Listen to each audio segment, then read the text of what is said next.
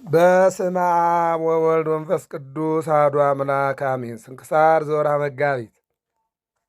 አንድ አምላክ በሚሆን በአብ በወልድ በመንፈስ ቅዱስ ስም መጋቢት 13 በዚች ቀን ልብጥያ በሚባል አገር የከበሩ አርባሃራ ሰማይ በሰማዕትነት አረፉ። ቅዱሳንም በአልፊያኖስ ዘመን ተጋደሉ።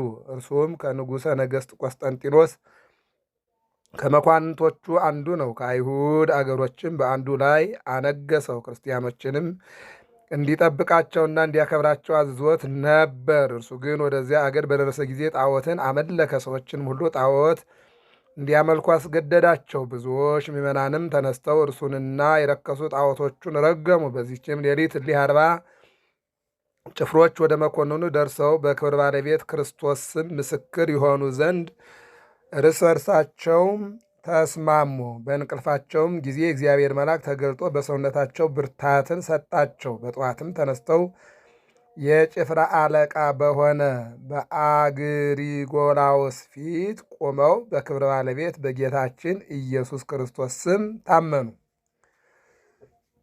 በላያቸውም ተቆጥቶ አስፈራራቸው። እነርሱ ግን አልፈሩም። በደንጊያም እንዲወግሯቸው አዘዘ። በአቅራቢያቸውም የውሽባ ቤት በአጠገቧ ያለ የውሃ ጉድጓድ ነበረች። ከውርጭ ጽናትም የተነሳ ተረጋለች። በውስጧም ይጥሏቸው ዘንድ መኮንኑ አዘዘ። በውስጧም በጣሏቸው ጊዜ ከውርጭ ጽናት የተነሳ ሕዋሳታቸው ተቆራረጠ። ከእርሳቸውም አንዱ ፈራ። ከአዘቅቱም አውጡኝ ብሎ ወጣ። ወደ ውሽባው ቤትም ገባ። ፈጥኖም ሞተ። ዋጋውንም አጠፋ። የፈለገውንም አላገኘም። 40 አክሊላትም ከሰማይ ሲወርዱ በ39 ሰማዕታት ላይም ሲቀመጡ አንዱ አክሊልም በመልአኩ እጅ ተንጠልጥሎ ሲቀር ከወታደሮች ይህን ያየ ከዚያ ተነስቶ በጌታ አምኖ ልብሶቹንም አውልቆ ቅዱሳን ወዳሉበት ወደ አዘቅቱ ወረደ። በመልአኩ እጅ ተንጠልጥሎ የቀረውንም አክሊል ወሰደ። እሊህም ጎልማሶች ሰማዕታት በዚያች አዘቅት በነበሩበት ጊዜ እናቶቻቸው ያጽናኗቸውና ያስታግሷቸው ነበር። እነርሱም ብዙ ጊዜ ቆዩ እንጂ ቶሎ አልሞቱም። ከሃዲያንም ጭኖቻቸውን ሊሰብሩ ፈለጉ። ፈጥነው እንዲሞቱ እግዚአብሔርም ወዲያውኑ ነፍሳቸውን ወሰደ። ጭኖቻቸውን መስበር አልተቻላቸውም። ከዚህ በኋላ በእሳት ስጋቸውን እንዲያቃጥሉ በተሽከርካሪም ጭነው ወስደው ወደ ባሕር እንዲጥሏቸው መኮንኑ ወታደሮቹን አዘዘ። ሲጭኗቸውም ያልሞተ ሕፃን አገኙና ተዉት። እናቱም ከሰረገላው ውስጥ ልትጥለው ተሸክማው ሮጠች። ወታደሮችም ስለ አልሞተ ከለከሏት። ወዲያውኑ በጫንቃዋ ላይ ሙቶ ከቅዱሳን ጋር እንዲሆን ወደ ተሽከርካሪው ጣለችው። ወደ ስብጥያስ ከተማ ጭነው ወስደው በእሳት አቃጠሏቸው። ወደ ባሕርም ጣሏቸው። ከዚህ በኋላ በሦስተኛ ቀን ለስብስጥያ አገር ኤጲስቆጶስ ተገለጡለት። እንዲህም አሉት፣ ወደ ገሌ ወንዝ ሂድ፣ ስጋችንንም ታገኛለህና አሸክም አምጣው። ኤጲስቆጶሱም ከካህናት ጋር በሌሊት ተነስቶ ወደ ወንዙ ኤጲስቆጶሱም ከካህናት ጋር በሌሊት ተነስቶ ወደ ወንዙ ሄዱ። የቅዱሳንንም ስጋቸውን በአንድ ቦታ ተሰብስቦ እንደ ከዋክብት እያበራ አገኙት። ከእርሳቸውም አንድ እንኳ አልጎደለም። በክብር ተሸክመው ወስደው በመልካም ቦታ በክብር አኖሯቸው። ዜናቸውም በአራት ማዕዘን ተሰማ። መታሰቢያቸውንም አደረጉ። በዓለም ሁሉ ቤተ ክርስቲያን ታነጸላቸው። ከስጋቸውም ታላቅ ድንቆች ታምራቶች ተገለጡ። በረከታቸው ከእኛ ጋር ለዘላለሙ ይኑር አሜን። አርኬ ሰላም ለአባልክሙ በአሳትያ ዘነቃ ወለደምክሙ አዲ በከርሰ ቃልያ ዘረጋ ሐራ ኢየሱስ ክርስቶስ ሰማዕታት 40 አመኮነ ብሲ እምሁልቆክሙ ውጡአ ስምረተ አምላክ ጸዋ አሃደ እማፋ ወበዛቲ ዕለት። በዚችም ቀን ደግሞ ኦርቶዶክሳውያን ሰዎች ታላቁ አባት የመቃርስን የእስክንድሪያው የመቃርዮስን የስደታቸው መታሰቢያ ያከብራሉ። ይህም በሮም መንግስት ከወንድሙ ከዋልጥስ በኋላ በነገሰ ጊዜ በኦርቶዶክሳውያን ምዕመናን ላይ ስደትና መከራን አመጣ። የረከሰ የማኒንና የካሃዲው አርዮስን እምነት ስለሚከተል ነው። ለእስክንድሪያም ሉኪዮስን ሊቀ ጳጳሳት አድርጎ ሹሞ ሐዋርያዊ አትናቴዎስን አሳደደው። ይህም ከሃዲ ሉኪዮስ ታላቁን አባት አባ መቃርስን እስክንድሪያዊውን አባት መቃርዮስን ፈልጎ በንጉሥ ትእዛዝ ወደ እርሱ ገዳማቸው አስመጣቸው። ወደ እርሱም በደረሱ ጊዜ ለያይቶ በለሰለሰ አንደበት በመሸንገል ወደ ረከሰ የአርዮስ ሃይማኖት ይገቡ ዘንድ አግባባቸው። እነርሱ ግን ወደ ነገሩ አልተመለሱም። ሳያፍሩትም መለሱለት፣ ሳይፈሩትም መለሱለት። በቅንነትና በትዕግስትም መከሩት፣ ገሰጹት እንጂ የአርዮስንም ሃይማኖት ብላሽነት፣ ብልሹነት፣ የባህሉንም አስከፊነት ከቅዱሳት መጻሕፍት ለይተው እየለዩ እየተናገሩ አስረዱት። በዚያንም ጊዜ ተቆጣ። ከቁስጥንጥንያ መካከል ወደምትርቅ ደሴት አጋዛቸው። ከእስክንድርያ መርከብን የሚጠብቋቸውንም ወታደሮችን በእነርሱ ላይ በሚያደርጉት ሥራ ሁሉ አጫንቀው በብረት አስረው ይወስዷቸው ዘንድ አዘጋጁ። ወደዚችም ደሴት በደረሱ ጊዜ በደሴቱ ንጉሥ ፊት አቆሟቸው። ንጉሡም ሰይጣንን የሚያመልክ የከፋ ሰው ነበር። የደሴቱን ሰዎች አምላክ ነው ብለው እስቲ አምልኩትና እስኪያመልኩትና እስኪሰግዱለት ድረስ በስራዩ አስቷቸው ነበር። እሊህ አባቶቻችን ከስህተቱ እንዲመለስ አስተማሩት፣ ለመኑትም፣ አልመለሰላቸውም። ከብዙ ስቃይ ጋር በወህኒ ቤት ዘጋባቸው እንጂ በጽኑ ስቃይም አሰቃያቸው። ጌታችንም ተገልጦ የሚያጸናቸውና የሚያስታግሳቸው ሆነላቸው። የክብር ባለቤት ጌታችንም ጽድቃቸውንና ትሩፋታቸውን ሊገልጥ በወደደ ጊዜ የንጉሡን ልጅ ሰይጣን ያዛት። አባትና እናቷን በታላቅ ሐዘን ላይ እስቲሆኑ አብዝቶ አሰቃያት። በከተማ ውስጥም ሰይጣናት ተገልጠው መቃርስና ባልንጀራው ሆይ እኛ እናንተ ከእኛ ምን አላችሁ? ከአገራችሁ ያሳደዳችሁን እያሉ ተገልጠው ይጮው ጀመር። በንጉሡ ልጅ ያደረውም ሰይጣን ንጉሥ ሆይ መቃርስና ባልንጀራው ካልመጡ ከልጅህ ላይ አልወጣም ብሎ ጮኸ። ንጉሥና አብረውት ያሉ አደነቁ። ወደ ንጉሡም ቅዱሳንን አመጧቸው። ቅዱሳን መቃርስና ባልንጀራው ወደ ንጉሡ በደረሱ ጊዜ በንጉሡ ልጅ ያደረ ሰይጣን እንዳያሰቃዩት ለመነ። ንጉሡና አብረውት ያሉትም ስለ ስራቸው ቅዱሳንን መረመሯቸው። እነርሱም የሆነውን ሁሉ ነገሯቸው። ስለ ንጉሡም ልጅ ያድኗት ዘንድ ለመኗቸው። እነርሱም ንጉሡን ገሰጹት፣ እንዲህም አሉት፣ አንተ ሰው ስትሆን ለምን ራስህን አምላክ ታደርጋለህ? ዓለምን የፈጠረ አምላክ ከሆንክ ራስህንና ልጅህን ማዳን ይገባ ነበር።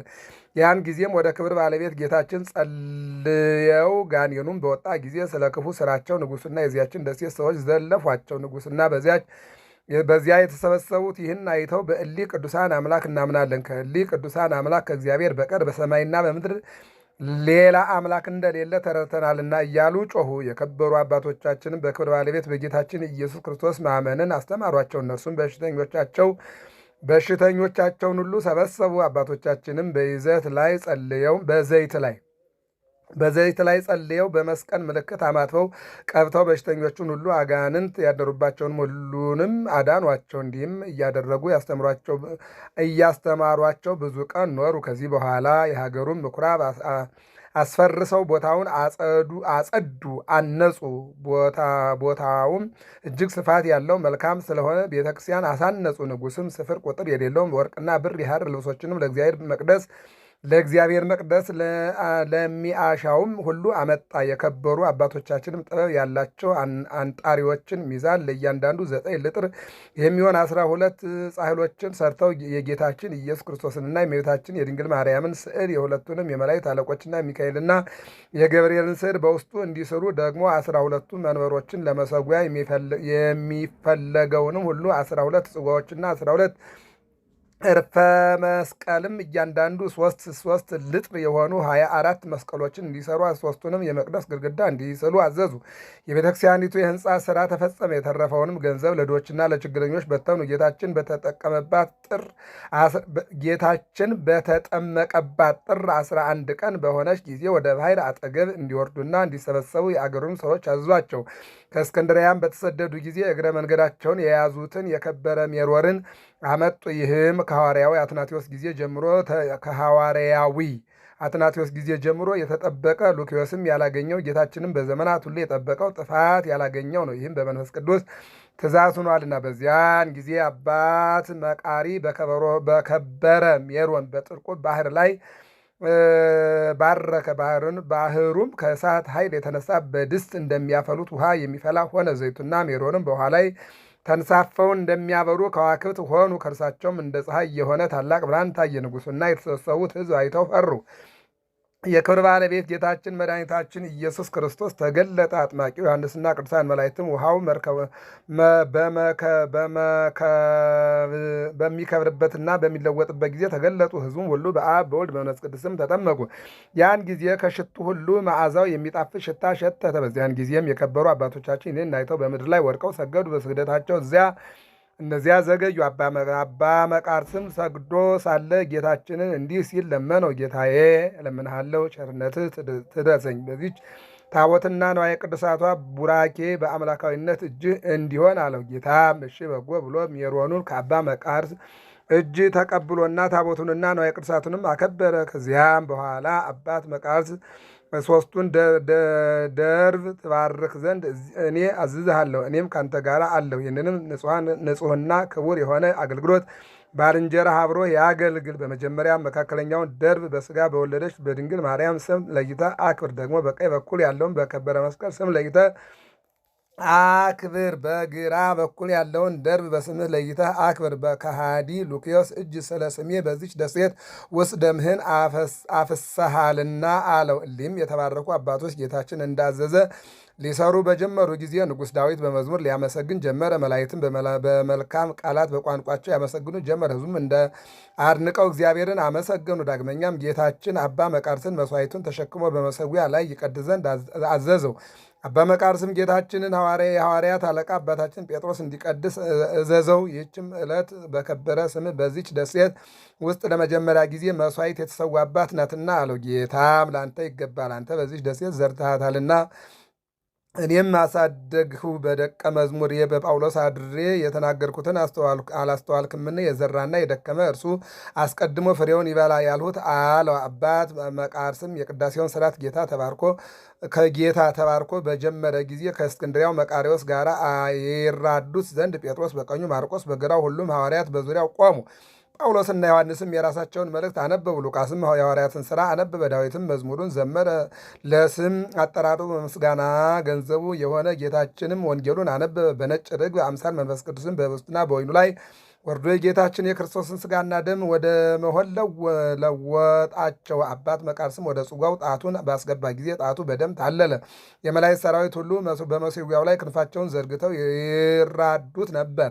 ሚካኤልና ገብርኤልም መጡ። የመላእክት አንድነት ሁሉም በእርሱ በአባት መቃርስ አምሳል ሆነው እየተራዱት ለሕዝቡ የከበረ ሥጋውና ደሙን አቀበለ። ከቁርባን ሥርዓት ፍጻሜ በኋላ ጌታችን ፈጣሪያችን ኢየሱስ ክርስቶስ በመቃርስ አምሳል ሆኖ ወንጌል በሚያነቡበት አትሮንስ ላይ ተቀመጠ። ፊቱም እንደ ፀሐይ ይበራ ነበር። ለሕዝቡም ቡራኬ ሰጥቶ ወደ መሰዊያው ተመለሰ። ሐዋርያትም ከእርሱ ጋር ዳግመኛም ከ7 ቀኖች በኋላ አባታችን መቃርስ ስለ ቤተ ክርስቲያን የሹመት ማዕረግ ወደ እግዚአብሔር ጸለየ። የክብር ባለቤት እግዚአብሔር ኢየሱስ ክርስቶስም ተገልጦ በእኔ ዘንድ ለዚህ ታላቅ ክብር የምትገባ አንተ ነህና አለው። ሽማግሌውም ሰምቶ አለቀሰ፣ በእግዚአብሔርም ፊት ሰገደ። አቤቱ በስሁት ገዳም ወዳሉ መነኮሳት ልጆች ጊዜ ሲደርስ እመልስሃለሁ፣ ከዚህ ከሥጋ ሳትለይ ያለህን አስብ። ይህ ካልሆነ መቃራ የምንኩስናውን ሥራ ትቶ ፓትርያርክ ሆነ ይላሉ አለ። ጌታችንም የመረጥኩህ መቃርስ ሆይ እኔ የልብህን ፍላጎት ሁሉ እፈጽምልሃለሁ፣ ግን ፓትርያርክ ትሾም ዘንድ ከልጆች የመረጥከውን አንድ አቅርብ አለው። ቅዱስ መቃርስም አቤቱ አንተ ልብ ያሰበውን የምታውቅ ነህ፣ እኔ ግን ወደዚህ አንጥረኛ ሽማግሌ ሰው ተመለከትኩ። እርሱ በቀናች ሃይማኖት የጸና ከሴቶችም ጋር ግንኙነት የማያውቅ ነው አለው። ጌታችንም አንተ እንዳልክ ደግ ነው አለው። ቅዱስ መቃርስም ያንን አንጥረኛ ጠርቶ ወደ ታቦተ ሕጉ አቀረበው። ያን ጊዜም ወንጌላዊ ማርቆስ መጣ። እጁንም በአንጥረኛው ራስ ላይ ጭኖ ዲቁና ሾመው፣ ደግሞ ቅስና ሾመው። ከዚህም ሊቀ ጵጵስና ሹመት እስከሚፈጸም በየማዕረጉ ሾመው። ስሙንም ዮሐንስ አለው። የሰማይ ሰራዊትም ሁሉም የወንጌላዊ ማርቆስ አዲስ ተክል የሆነ ለመቃርስ ልጅ ለዮሐንስ ሊቀ ጵጵስና ይገባዋል እያሉ 3 ጊዜ ጮኹ።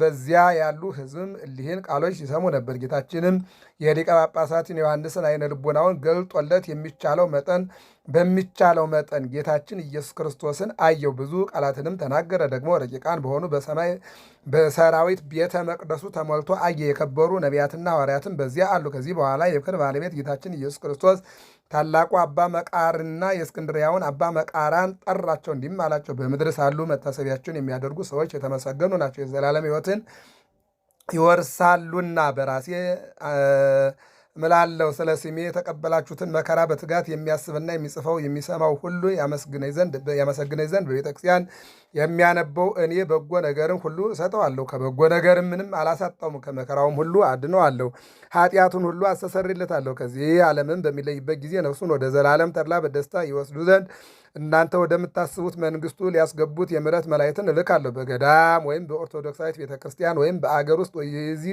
ይህ ዜናችሁ በሚነበብበት እኔ አድራለሁ። በረከቴና ሰላሜንም እስከ ዓለም ፍጻሜ በውስጧ አደርጋለሁ። ለዚህ ለደስታችሁ ዜና ተቃራኒ የሚሆን ባልተወለደ በተሻለው ነበር። በእውነት እነግራችኋለሁ፣ በሰው ፊት እንደ አመናችሁብኝ በሰማያት ባለው አባቴ ፊትና በከበሩ መላእክቶች ፊት አምንባችኋለሁ። አሁን ግን ወደ ሀገራችሁ የምትመለሱበት ጊዜ ደረሰ። ይህንንም ብሎ ሰላምታ ሰጧቸው፣ ወደ ሰማይ በክብር አረገ። ከዚህ በኋላ ሕዝቡን ሁሉ ንጉሡንም ሰበሰቧቸው፣ ወደ ሀገራቸውም እንደሚመለሱ ነገሯቸው። የክርስቶስንም ሕጉን ሁሉ እንዲጠብቁ ለሊቀ ጳጳሳቱ ዮሐንስም እንዲታዘዙ አዘዟቸው። ከቀናች ሃይማኖት ወደ ቀኝም ቢሆን ወደ ግራም ፈቀቅ እንዳይሉ በብዙ አማጸኗቸው፣ አስጠነቀቋቸው። ሕዝቡ ሰምተው ደነገጡ፣ መሪ ልቅሶንም አለቀሱ። ቅዱሳን አባቶቻችን ከእሳቸው ጋር በአንድነት አለቀሱ። ከዚህም በኋላ እያንዳንዳቸውን ባረኳቸውና ተሰናበቷቸው። ያን ጊዜም ከኪሩቤል ወገን የሆነ መልአክ መጣ፣ አውጥቶም በክንፎቹ ተሸከማቸው። ወደ እስክንድሪያም አድርሶ በሊቀ ጳጳሳቱ ደጅ እሁድ ጠዋት አወረዳቸው። ሊቀ ጳጳሳቱ አባ ጢሞቴዎስም ሰምቶ እጅግ ደስ አለው። ሁለተኛው በአያቸው ጊዜ አለቀሰ፣ ሰገደላቸውም። እነርሱም ሰገዱለት። እርስ በርሳቸውም እጅ ተነሳስተው ሰላምታ ተለዋወጡ። ጤንነታቸውንም ተነጋገሩ። ደግሞም ልዩ የነበሩ የአሕዛብን ወደ እግዚአብሔር ስለመመለሳቸውና ስለተደረጉት ድንቆች ታምራቶች ነገሯቸው። ሊቀ ጳጳሳቱ አባ ጢሞቴዎስና ይህን የሰሙ ሁሉም ሕዝብ አደነቁ፣ እግዚአብሔርንም አመሰግኑት። አባቶቻችን በዚያ 8 ቀን ተቀመጡ። ከዚህም በኋላ ያ መልአክ ተገልጦ በክንፎቹ ደግሞ ተሸከማቸው፣ ወደ ደብረ ሲሃትም አደረሳቸው። አንዱ ኪሩብም ከአየር ሆኖ የአባት መቃርስ ልጆች ሆይ አባታችሁ የመንፈስ ቅዱስ ፍሬዎች ተሸክሞ ከስደት ተመልሶ መጥቷልና መጣችሁ ተቀበሉ እያለ ጮኸ። ይህንንም በሰሙ ጊዜ ከታላላቆች እስከ ታናናሾች ወጡ። ቁጥራቸውም 50,000 መነኮሳት ሆኑ። ከውስጣቸውም በዚያን ጊዜ አባ ዮሐንስ ሐጺርና አባ በሶይ አሉ። የደረሰባቸውንም ስቃይ በነገሯቸው ጊዜ እጆቹንና እግሮቹን እየሳሙም መሪር አለቀሱ። ደግሞ ፊቱን ስለአዩ ደስ አላቸው። እርሱም በክብር ባለቤት ጌታችን ኢየሱስ ክርስቶስ ስም ባረካቸው። የክርስቶስ ወገን የሆናችሁ በዓለም ሁሉ የምትገኙ ምእመናን ሆይ በዘመናት ሁሉ በዓል እያደረጋችኋት በዚህች ዕለት ደስ ይላችሁ ይገባል። ይህም ለአምላካችን ክርስቶስ ስለ ስሙ ደማቸውን እንዳፈሰሱ እንደ ጴጥሮስና እንደ ጳውሎስ መታሰቢያ ለእሊህ ታጋዮች አባቶች ለመከራቸው መታሰቢያ እንዲሆን እሊህም ታላቁ አባ መቃርስና ባልንጀራቸው የእስክንድርያው አባ መቃርስ ናቸው። በዚች በመጋቢት ወር በ13ኛው ቀን ሉኪዮስ ከእስክንድርያ አስቀድመን ወደ አወሳናት ደሴት ወደ ተመለከትናት ደሴት አጋዛቸው። ደግሞ በዚሁ ቀን ተመልሰው ወደ እስክንድሪያ ደረሱ። በጸሎታቸው የሚገኝ በረከት በሁላችን የክርስቲያን ወገኖች ላይ ለዘላለሙ አድሮብን ይኑር አሜን። ሰላም ለስደቶም ሀበ ይትዘግሁ መቃርስ ዘይአቢ ወመቃሪወስሁ ወዘይተ ለአንጽሖት ዘነዙ ከመከዋክብት ውስተ ገጸ ሰማይ በሩ ወከመ ፀሐይ በሰማይ ዘሳልስ ወርሁ። በዚች ዕለት ደግም በእስክንድርያ ሊቀ ጵጵስና ለተሾሙት አባት 14ኛ የሆነ የእስክንድርያ ሊቀ ጳጳሳት አባት ዲዮናስዮስ አረፈ። የዚህም ቅዱስ ወላጆቹ እምነት የሌላቸው አረማውያን ናቸው። እርሱ ግን ብዙ ትምህርቶችን ተማረ። አባቱ በዘመድ የከበረ ስለነበረ ከታናሽነቱ ጀምሮ አስቦለት ለአረማውያን መምህራቸው እስኪሆን ጥበብን ሁሉ አስተማረው። በአንዲት ቦታ ተቀምጦ ሳለ አንዲት አሮጊት ክርስቲያን ሴት በፊቱ አለፈች። ከሐዋርያው ጳውሎስ መጽሐፍም አንድ ጥራዝ ይዛ ነበር። እሱም እስቲ ስጭኝ ልየው አላት። እርሷም ሰጠችውና አነበባት። በውስጧም ልዩ የሆነ ቃልና የሚያስደነግጥ እውቀትን አገኘ። በምን ያህል ትሸጫዋለሽ አላት። በአንድ አላድ አለችው። እርሱም ከዚህ መጽሐፍ የቀረ አለ ካገኘሽ ሂደሽ አምጭልኝ አላት። እርሷም ሄዳ ሌሎች 3 ጥራዞች አመጣች። እርሱም 4 የወርቅ አላድ ሰጣት። ባነበባቸውም ጊዜ መጽሐፉ ጎደሎ ሆኖ አገኘው። ዳግመኛም ከዚህ መጽሐፍ የቀረ አለ ብታገኝ ሄደሽ ፈልጊ አላት። እርሷም በአባቶቼ መጻሕፍት ውስጥ እሊህን ብቻ አገኘሁ፣ ምሉውን የጳውሎስን መጽሐፍ ከፈለግ ወደዚያች ቤተክርስቲያን ሄደ ጠይቅ አለችው። እርሱም ከቤተክርስቲያኒቱ ብፈልግ ከእርሷ ይሰጡኛልን አላት። አዎን ይሰጡሃል አለችው። ሄዶም ወደ ቤተክርስቲያን ጠየቀ። እነርሱም የጠየቀው መጽሐፍ ሰጡት። አነበበውም፣ በልቡም አጸናው። ያለ መጽሐፍም በቃሉ ያነበው ነበር። በክብር ባለቤት በጌታችን ኢየሱስ ክርስቶስም አመነ። ከዚህ በኋላ ወደ ሊቀ ጳጳሳት አባ ዲሜጥሮስ ዘንድ ሄዶ ያጠምቀው ዘንድ ለመነው። እርሱም ሕግና ሥርዓትን ትምህርትን ሁሉ አስተምሮ ከዚያ በኋላ አጠምቀው። አባ ዲሜጥሮስም ለቤተ ክርስቲያን ልጆች ሁሉ አስተማሪ አደረገው። አባ ያሮክላ ሊቀ ጵጵስና በተሾመ ጊዜ ይህን አባት ዲዮናስዮስ በእስክንድርያ አገር ውስጥ በወንዶችም በሴቶችም ምዕመናን መካከል እንዲፈርድላቸው እንደራሴ አድርጎ ሾመ። በሊቀ ጵጵስናው ስራ ላይ ሁሉ ስልጣን ሰጠው። አባ ያሮክላም ባረፈ ጊዜ ሕዝቡንና ካህናቱን ሁሉም ተስማምተው በእስክንድርያ ላይ ይህን አባት ዲዮናስዮስን ሊቀ ጵጵስና ሾሙት። መንጋውንም በበጎ አጠባበቅ ጠበቀ። ነገር ግን በሹመቱ ዘመናት ብዙ መከራና ሐዘን አገኘው። በዘመኑም ከሃዲው ዳኪዎስ ተነስቶ ክርስቲያንን ከሚወድ ከፊልጶስ ጋር ተዋጋ። ድል አድርጎም ፊልጶስን ገደለው። በእርሱ ፈንታም ነገሰ። በክርስቶስ የሚያምኑትን ምዕመናንን ሁሉ አሰቃያቸው። ከጳጳሳትና ከምዕመናንን ብዙዎቹ ሰማዕታትን ገድላቸው። ከፍርሃትና ከድንጋጼም ብዙዎች ሰማዕታትን ገደላቸው። ከፍርሃትና ከድንጋጼም የተነሳ ወደ በረሃ ወደ ገዳም ሸሽተው በዚያ የሞቱ አሉ። የዚህም የዳኪዎስ ጭፍሮች ይህን አባት አግኝተው የያዙት፣ ለብዙ ጊዜም አሰሩት። ከዚህ በኋላ በአምላክ ፈቃድ ይህ ከሃዲ ጠፋ። በእርሱም ፈንታ ግራላዎስ ነገሰ። ከክርስቲያንም ልጆች መከራው ጸጥ አለ። በዘመኑ ሰላም ሆነ። ከዚህም በኋላ ግላራዎስ ሞተ። በእርሱ ፋንታም ዋርሌዎስ ነገሰ። እርሱም ሁለተኛው በክርስቲያን ወገኖች ላይ መከራ አስነሳ። የዚህ ከሃዲ ንጉስም መኳንንቶችን አባት ይዘው አሰሩት። ታላቅ ስቃይም አሰቃዩት፣ እጅግም አስጨነቁት።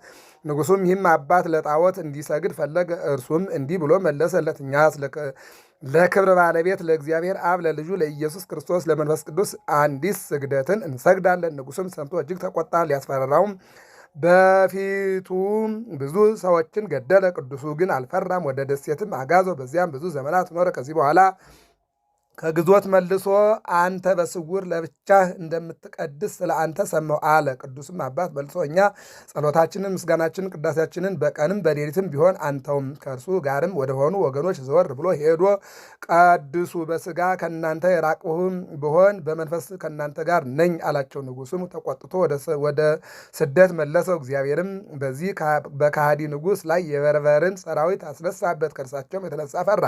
ገደሉትም። መንግስቱንም ብልህና አዋቂ የሆነ ልጅ ወረሰ። አባቱ ያሰራቸውን ሁሉ ፈታቸው። ከተሰደዱበትም መለሳቸው።